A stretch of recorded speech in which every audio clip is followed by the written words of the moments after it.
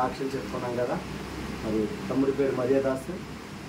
దేవుడు మహాకృపను బట్టి మరి ఆ లివరు, తర్వాత కిడ్నీలు ఎటువంటి ఇన్ఫెక్షన్ లేకుండా మరి డాక్టర్లు అవన్నీ ఉన్నాయని చెప్పారు.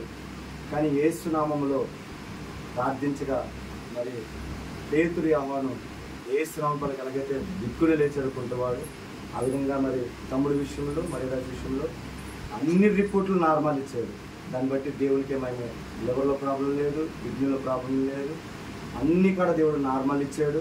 ఈ బిడ్డ దేవుని కొరకు ఉపయోగపడాలని, దానిలో రక్షణ తీసుకోవాలని ప్రార్థిస్తున్నాం.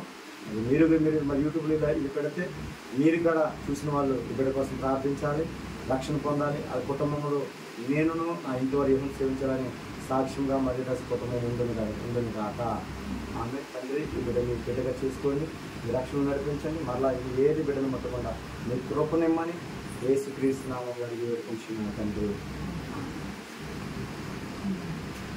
తండ్రి నీకు వందనాలు.